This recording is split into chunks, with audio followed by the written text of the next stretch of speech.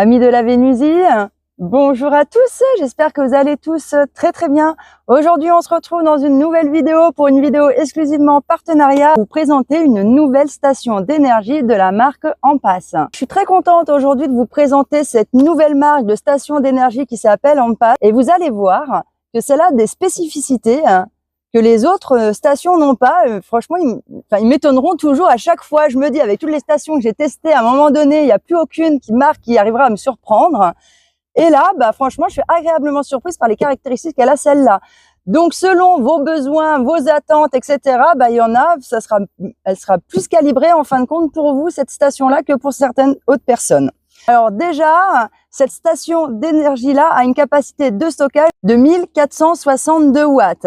Donc, c'est une station d'énergie qui se situe entre la petite et la grosse. Je vous en présente de temps en temps des petites qui sont à 1000 et quelques watts, des grosses stations qui sont à 2000 watts. Celle-là, elle est entre les deux. Ce qui fait que c'est une station d'énergie, pareil, qui au niveau poids va être entre les deux. Elle fait 16,7 kg, donc on va dire presque 17 kg, là où les grosses stations font entre 22 et 25, ou les plus petites font entre 10 et 15.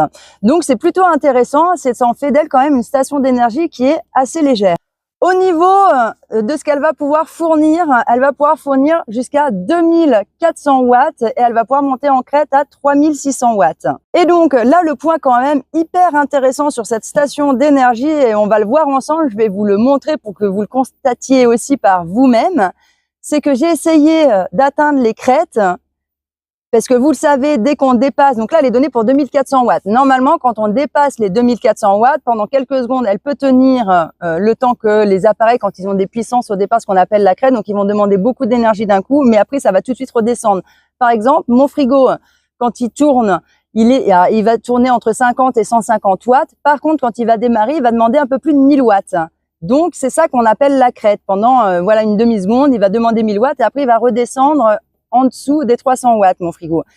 Et bien, donc là, normalement, elle est censée pouvoir fournir jusqu'à 3600 watts en crête pour redescendre après en dessous des 2400 watts. Donc, j'ai essayé de faire en sorte de dépasser les 2400 watts pour atteindre les crêtes et de faire en sorte qu'elle coupe. Quand c'est comme ça, les stations d'énergie, généralement, elles se mettent en sécurité.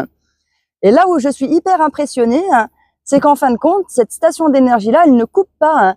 Elle va réguler l'énergie qui va rentrer. C'est-à-dire, je vous fais souvent l'expérience avec ma bouilloire sur les stations d'énergie parce qu'elle consomme 2100 watts. Et donc là, je vais la brancher. Je vous montre. Et donc, quand j'ai déménagé, j'avais ce vieux radiateur électrique. Donc, vous doutez bien que ça fait 7 ans que je ne l'ai pas utilisé depuis que je suis sur mon terrain. Mais bon, je me suis dit pour l'occasion, pour mettre les appareils, pour pouvoir atteindre les crêtes et les dépasser, c'est un truc un peu énergivore, il consomme 1100 watts. Donc, je me suis dit, allons-y, on va pouvoir voir et atteindre la crête de façon à dépasser et faire en sorte que la station d'énergie se mette en défaut. Et donc, vous allez voir en fait que de elle-même, quand je mets la bouilloire en route, alors vous allez voir, je vais mettre la bouilloire en route et donc vous allez voir qu'au compteur, ça va monter jusqu'à 2100 et quelques watts. D'ailleurs, on entend la bouilloire qui bout. Et quand je vais donc maintenant allumer le radiateur électrique, vous allez voir que ça ne va pas dépasser les 2400 watts. Et pourtant, les deux fonctionnent toujours. Et vous allez voir que maintenant, j'éteins le radiateur électrique et ma bouilloire se retrouve bridée à 1000 et quelques watts. Elle ne va pas remonter plus maintenant qu'elle a été bridée. Donc, c'est quand même un truc de dingue, puisque les autres stations, elles coupent et elles brident. Je trouve ça hyper intéressant de pouvoir le tester comme ça. Et donc, si vous voulez, si je veux que ma bouilloire repompe 2000 et quelques watts, il faut que je la coupe et que je la relance, parce que là, elle sera bridée jusqu'au bout. Et ça, c'est vraiment la première fois que je vois ça sur une station d'énergie. Toutes les autres, elles coupent. Donc, c'est franchement plutôt intéressant comme système. Ampass, bravo pour avoir créé cette technologie-là à l'intérieur. J'ai aussi donc testé ma machine à laver dessus, qui est l'appareil le plus énergivore que je puisse avoir à la maison. Et donc, il n'y a eu aucun problème. Elle a très bien fonctionné dessus. Je l'ai fait tourner à 60 degrés. et vous allez voir qu'à la fin, le nombre de pourcentages auquel je suis arrivée. Bon, sachant que je suis en période quand même estivale, qu'il faisait chaud au moment où je l'ai testé, donc l'eau de ma maison, elle est entre 15 et 18 degrés. Donc, elle n'est pas à 5 degrés comme vous pourrez l'avoir sur la maison. C'est pour ça que j'ai pu la faire tourner à 60 degrés et que la station a pu le faire de A à Z. En hiver, là où j'ai une eau qui est à 5 degrés, voire à 0 degrés, elle n'aura pas assez d'énergie à l'intérieur, la batterie, pour pouvoir la faire tourner jusqu'au bout. Ça va fonctionner, bien évidemment, le premier temps sur la résistance, mais il n'y aura pas assez d'énergie pour aller jusqu'à la fin de tout le cycle de la machine à laver. La grande particularité aussi de cette station d'énergie en passe, c'est qu'elle est faite pour aller dans les milieux qui sont froids. Vous pouvez l'utiliser jusqu'à moins 20 degrés et la recharger aussi sous des moins 20 degrés, ce qui n'est pas le cas d'autres stations d'énergie. Et elle peut aller aussi jusqu'à 45 degrés l'été. Donc, c'est vraiment un peu une tout-terrain et ça, c'est vraiment hyper intéressant d'avoir ces paramètres-là selon l'endroit où vous vivez. Moi qui vis dans un climat quand même où il fait très froid l'hiver, et ben si j'ai envie de l'utiliser en extérieur, celle-là, il n'y aura pas de problème. Je pourrais l'utiliser, la recharger dehors sans que ça impacte en fait ses capacités. Alors maintenant, bon, je vais vous faire un peu le tour de la station d'énergie, sachant aussi le petit détail, c'est qu'en plus de ça, là où certaines batteries des stations d'énergie font entre 4005 voire 5000 cycles, celle-là, elle est donnée pour 6000 cycles. Donc, elle a beaucoup de cycles dans le ventre et ça, c'est un gros avantage aussi. Alors là, on passe, vous allez retrouver sur le devant, toutes les prises USB-C, etc. Bon, comme d'habitude, il faudra actionner le petit bouton là pour enclencher les prises qu'il y a à l'intérieur.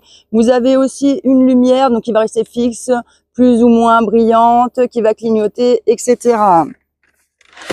Et derrière, vous allez retrouver donc les prises en 230 volts. Ici, vous pourrez brancher le câble qui va sur la maison et là, le câble du solaire.